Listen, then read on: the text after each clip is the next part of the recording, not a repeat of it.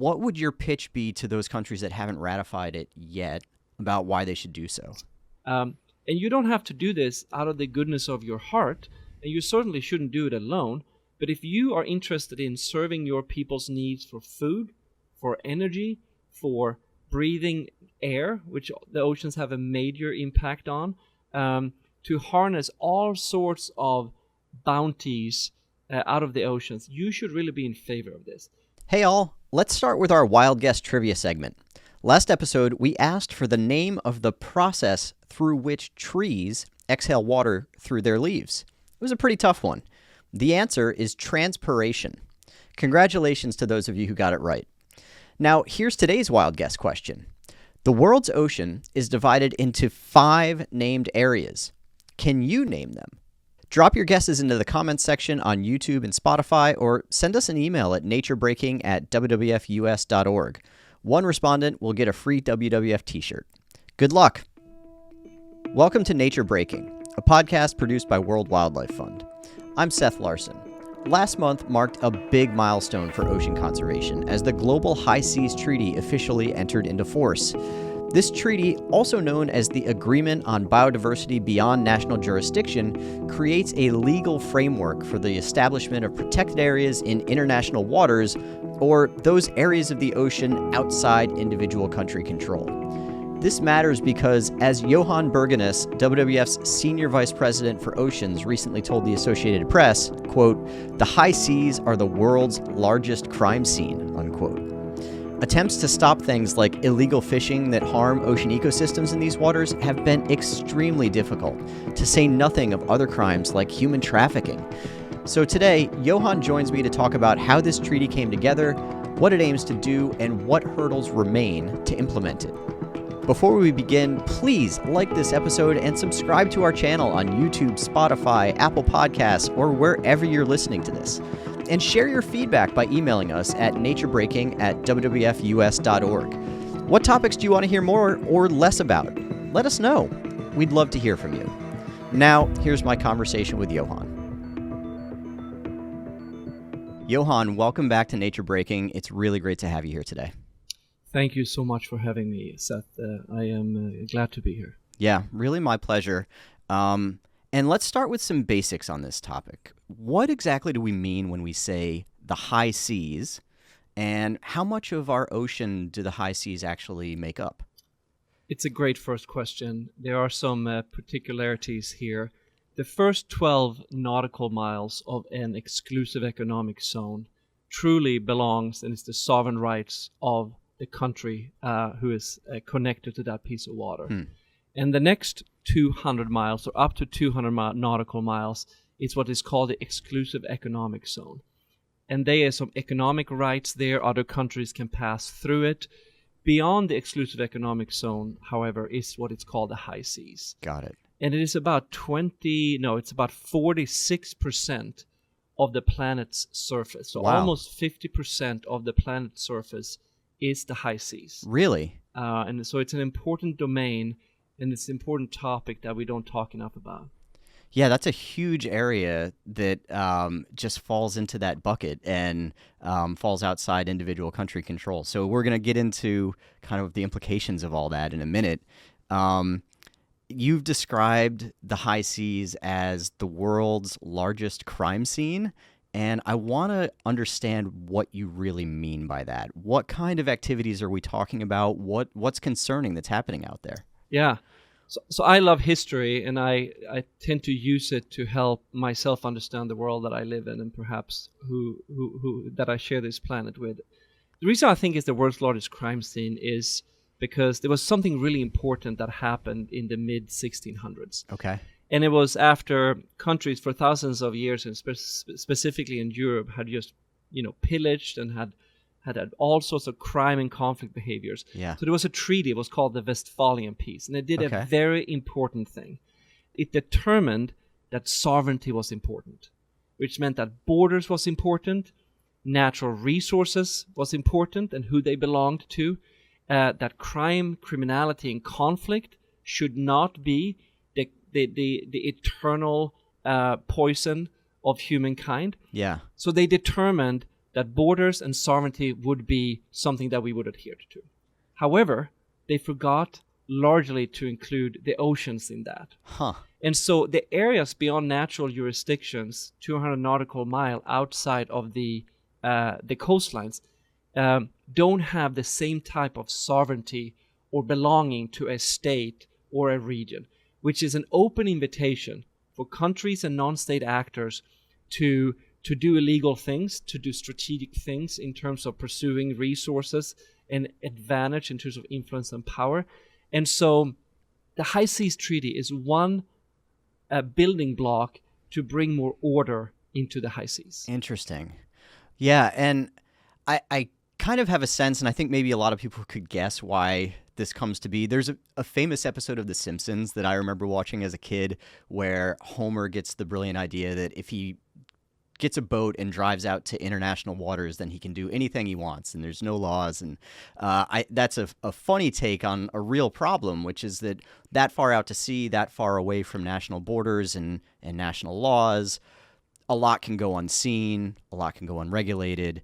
How does that hit home in terms of environmental concerns for an organization like WWF, but also just more broadly, what kinds of illicit criminal activities are happening on the high seas? Yeah, so one of the biggest areas of crime and conflict is over something that we call illegal, unreported, and unregulated fishing. It is basically when countries and non-state actors fish where they're not supposed to fish, where they fish species that they're not supposed to, or species that are protected, where they use different gear that is not allowed, or they go in and out of exclusive economic zones without having a detection device on their vessel. So that industry is up to a $36 billion industry, which ranks in the top 5 of crime globally. Wow. So it's a big deal, and it has all sorts of negative implications for food security, defrauding the American and other peoples around the world. There are vast human rights and slave labor issues on these vessels. And so those are issues that WWF has worked on for decades and made great progress on regulating and manage. But that's probably the number one issue that we look at. And then there are other environmental issues like pollution or dumping wastewater or fossil fuels that are destructive. And it's just, you can't see it. You can't detect it easily. It's expensive. Yeah. So those are some of the issues that we pay attention to. I want to just put a little bit of a finer point to help our audience understand some of the pieces you were just talking about for illegal, I'm not going to do the whole, but IUU fishing. Yeah. You mentioned using fishing gear that maybe is not in line with local regulations, not respecting national borders. So for a lot of countries, most countries, I think, put in place specific policies around fishing. I know we have this in the U.S. Most other countries have it, where there are certain species that maybe have some protections around them. You can only catch so many pounds of cod or whatever it might be in the waters of an individual country. There might also be regulations about what types of gear you can use. There's certain types of gear that drag along the bottom or that act in different ways that can be much more harmful to the environment, produce a lot more bycatch where you're catching all the fish in the sea rather than just the ones you want. And those are the types of things that people are getting around in international waters when they're not respecting these laws, right? So I'm so glad you put a finer point on it. There is a movie that came out last summer, or this summer, I guess, that was called The Ocean with David Attenborough. Mm-hmm. And there's a famous scene there of a bottom trawler just ripping to pieces the bottom of the oceans. And as you said, it's very indiscriminatory. And when you disturb the seabed the way that trawlers do, you have all sorts of challenges, not only with carbon that is sequestered there, with catching species that you don't intend to catch, and other destruction of really important habitat. So that's one area that we have worked with industry and with the broader fishing sector to manage. The thing, though, is that the United States have some of the best managed fisheries in the world. Yeah. And it's because we do better than most countries in terms of measuring the health of our fish stocks. We take measures to understand when we fish, how we fish, and where we fish. Mm-hmm. And I think this is a great American export. Our fisheries management should be something that we really work with other countries about. And then we add law enforcement, which we are very good at in our waters and that can offer.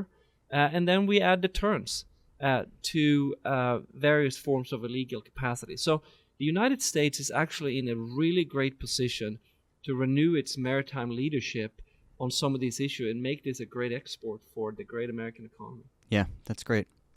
So let's talk now about this treaty. I teased it a little bit in the intro to this episode. This is a big deal, right? The folks in the ocean conservation community are really excited about this. This just happened at the end of September that the High Seas Treaty came into effect. And I wanted to ask you to just talk a little bit about what it would actually do to help address some of the issues that you've already raised. Yeah. So we are excited about the forward momentum here, but as everyone who's listening, this is just the beginning. So it does 4 really important things. Number 1, it puts us on a path to put marine protected areas outside the exclusive economic zones. Yeah. A legal and regulatory infrastructure that enables us to do that, and we can speak more about that as well. The second piece is that it sets into motion benefit sharing, or what is called marine genetic resources. These amazing things that exist in the oceans, like deep sea corals and sponges and various forms of deep sea microbes, that is critical for food, for medicine, for energy, and for a variety of research and analytics to make the planet a better place. So if you like food, medicine, and energy, you should be in favor of this treaty, because the benefits of richer countries to study and capture the wealth that the oceans provide is really amazing. And the last 2 things that the treaty is doing is that it sets up a structure to do environmental impact assessments for current and future destructive practices, so that we understand how we source the goods and the bounty that the ocean offers in a way that doesn't have a negative long-term impact. Yeah. So that's really important. And then finally, the global north is not going to be able to manage and monitor this themselves. We need to empower the entire world to have the technology and the capacity to deter and enforce and manage oceans beyond those 200 nautical miles that we talked about at the beginning. Yeah. That all makes a lot of sense. I want to dig a little deeper into that first point that you just referenced about setting up a way to create these marine protected areas in international waters. That strikes me as really important. I know, if nothing else, it matters a lot for the world's progress towards meeting its obligations under the global biodiversity framework. This was something that almost 200 countries agreed to a few years back as part of the UN Biodiversity Conference, and it basically committed all the countries of the world to work together to protect and conserve 30% of the world's seascapes and landscapes. And on the seascape side of things, conserving and protecting 30% of the world's oceans seems like it would be pretty difficult if we can't set up enforceable marine protected areas in international waters, right? You're right. And there's a little bit of drama around this issue. Okay, I'm not surprised. Let me give you some numbers that I think will be helpful here. So the 30 by 30 goal is an amazing ambition. Mm-hmm. And we need to get it done, not just because it would be good for the health of the oceans, but it would be good to relieve certain fishing grounds, certain areas where there might be destructive development. Yeah. Certain areas where ecosystems like corals and mangroves and seagrass and other blue forests need relief, if you will, to deliver all sorts of climate solutions, food solutions, energy solutions, pharmaceutical solutions, etc., etc. Yeah.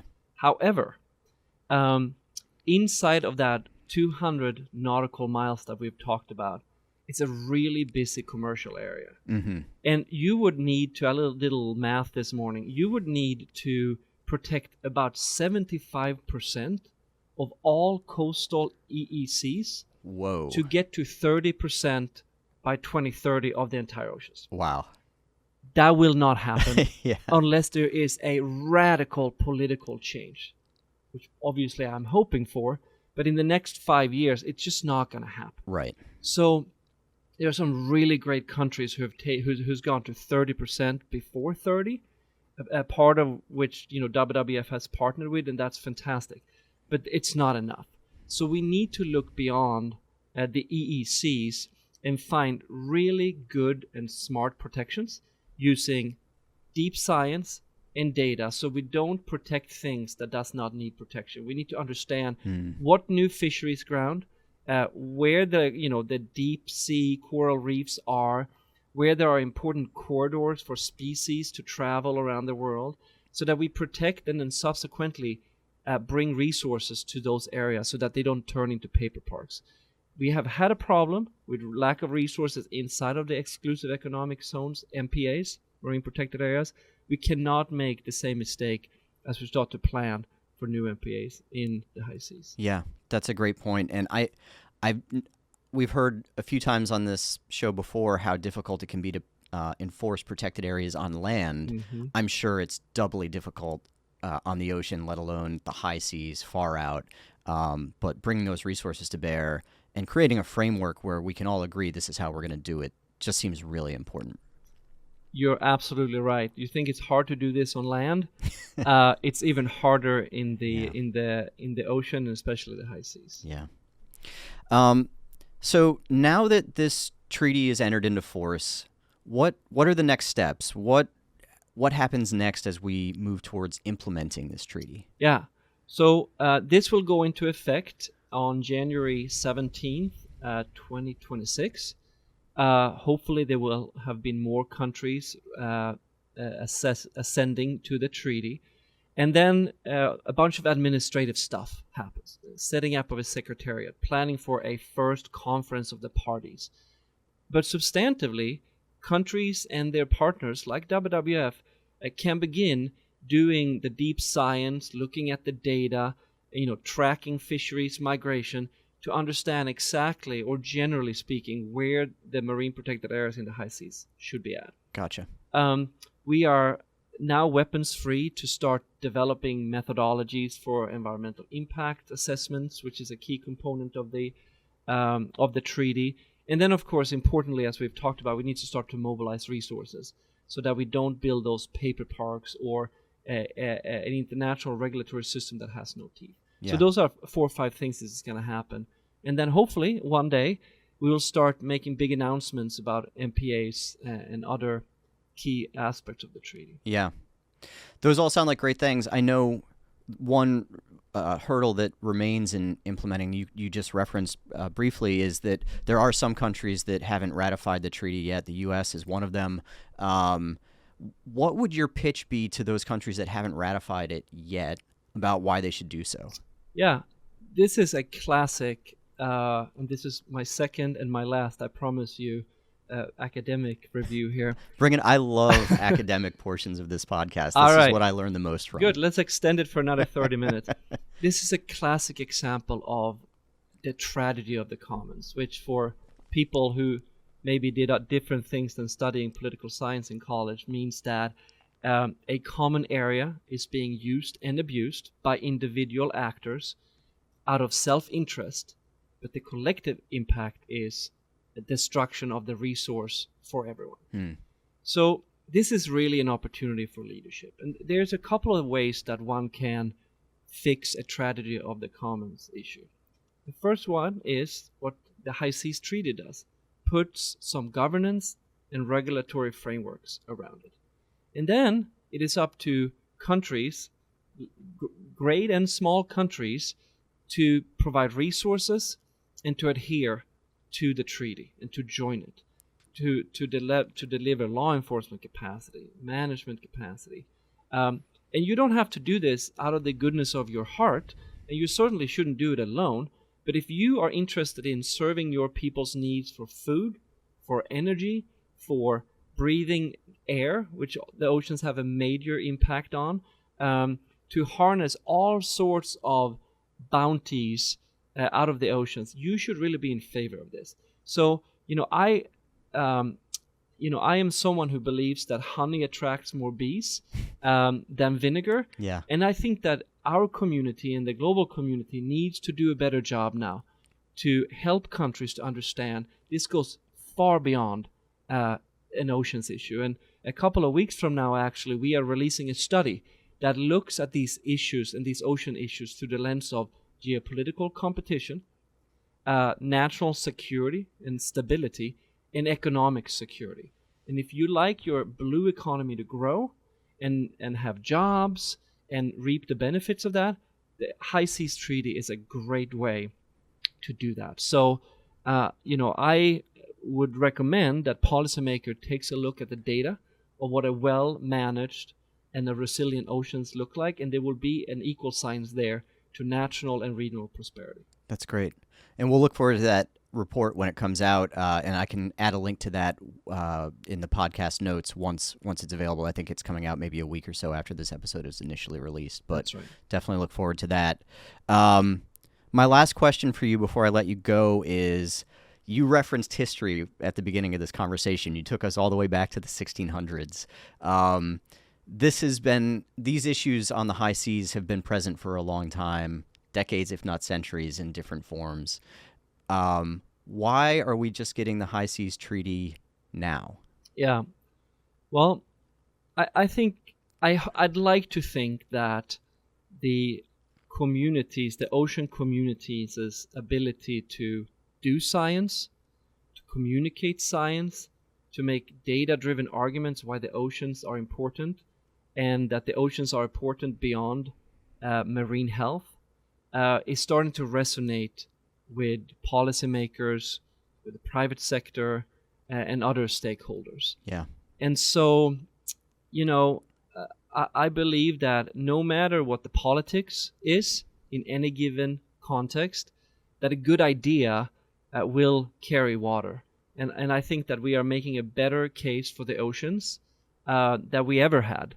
And so I hope that's why we are seeing some really exciting momentum, including with the High Seas Treaty. Yeah. Well, thank you for the role you've been playing in moving that forward, Johan. Thanks to you and your whole team for all the work you're putting in. And thank you for joining Nature Breaking today. I really appreciate you walking us through the High Seas Treaty and all these important issues. Thank you, Seth. It was a pleasure to talk to you about this. All right. Thanks again to Johan for joining the show today.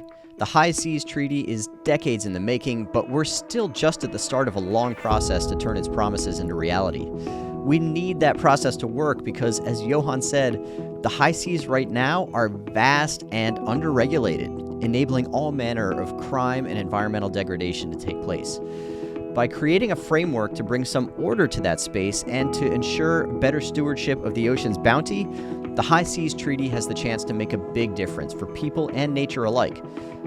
That's all for today. Thank you for listening, and together, let's keep building a more sustainable future.